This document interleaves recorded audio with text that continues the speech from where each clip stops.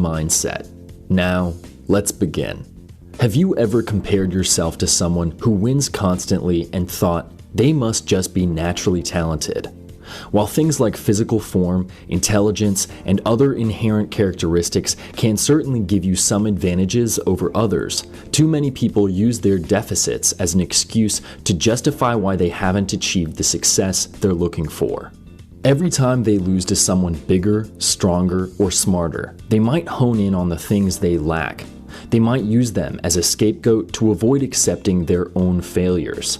But the truth is, in life, there is always going to be someone bigger, stronger, or smarter. But by adopting a winner's mindset, you can learn how to beat them anyway.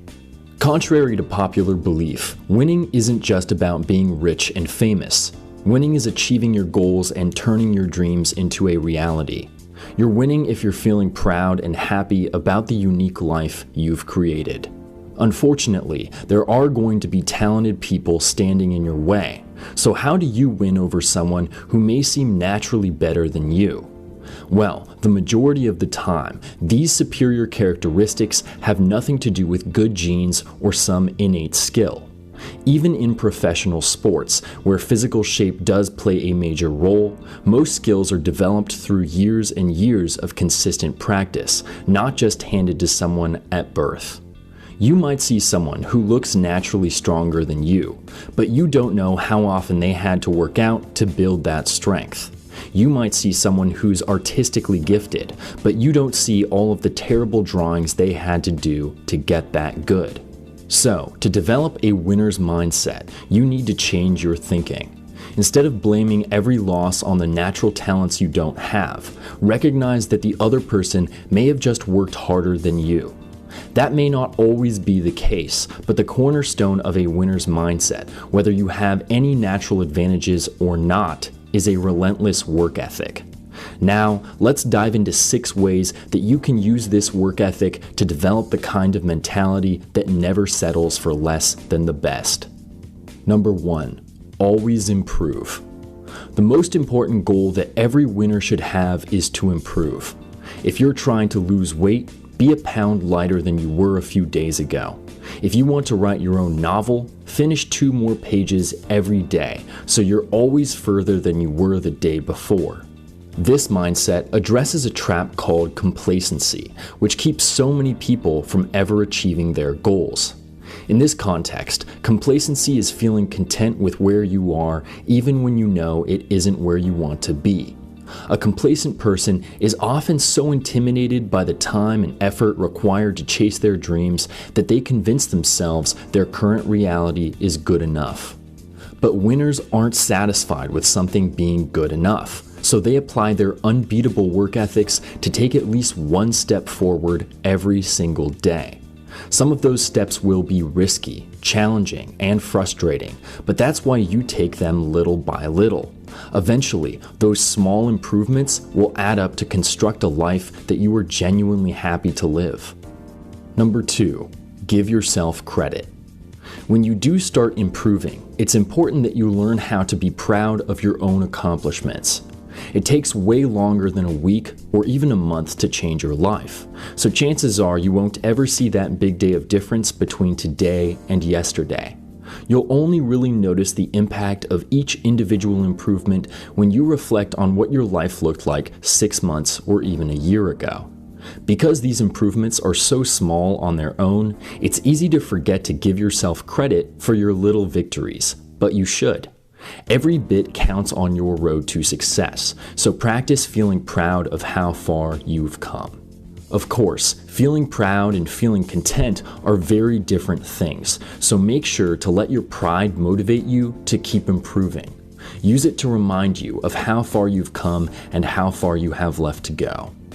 Number 3, adversity as motivation.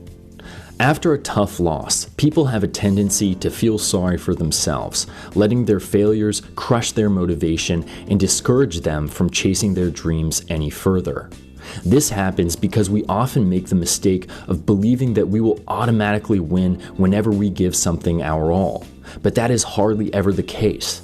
Reacting to adversity is such a critical part of the winner's mindset because winners use adversity as a tool to ensure that they perform better next time. From each failure, you can learn something new about yourself, giving you yet another opportunity to improve. Lots of people have trouble with this step because they believe their current best and future best look exactly the same. If they can't win right now, they make the mistake of thinking they never will, which leads to excuses, self-pity, and a lack of confidence. So, next time you fail after pouring your heart and soul into something, remember that you still have plenty of room to grow. If you keep improving every day, your current best will seem like nothing to you in the future.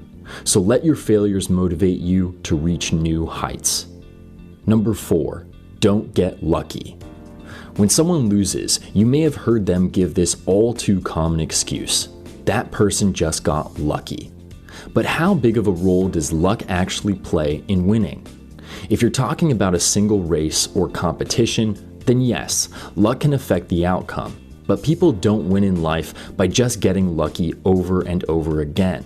In fact, the happiest and most successful people do everything they can to cut luck out of their lives completely.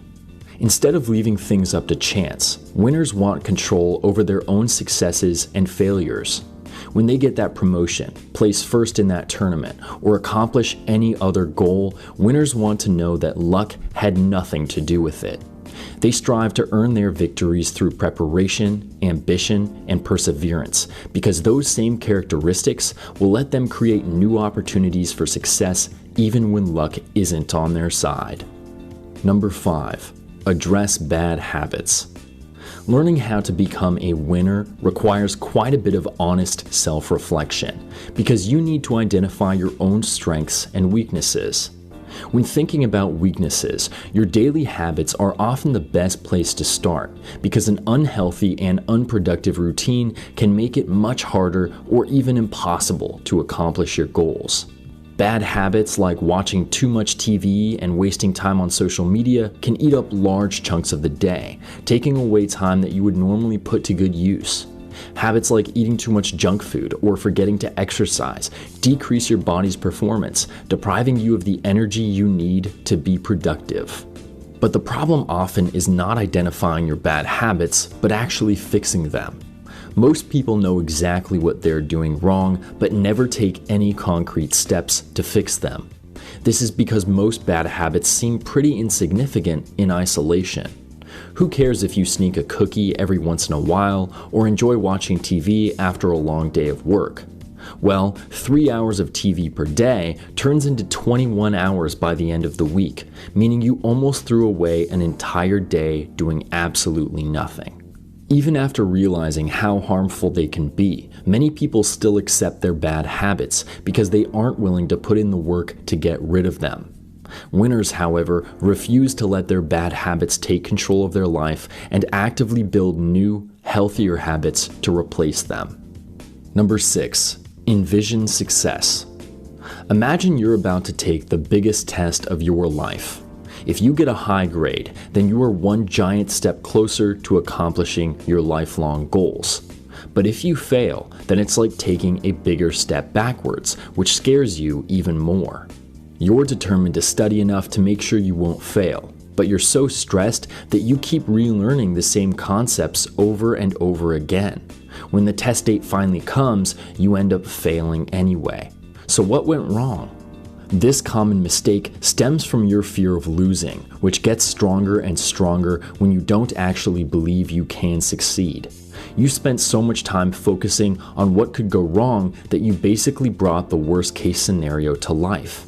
At the end of the day, it doesn't matter how great your work ethic is if you don't believe you can put it to good use.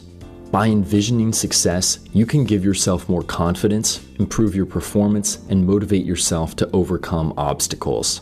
This positivity stops anxiety and doubt from taking control, giving you the opportunity to shine and achieve.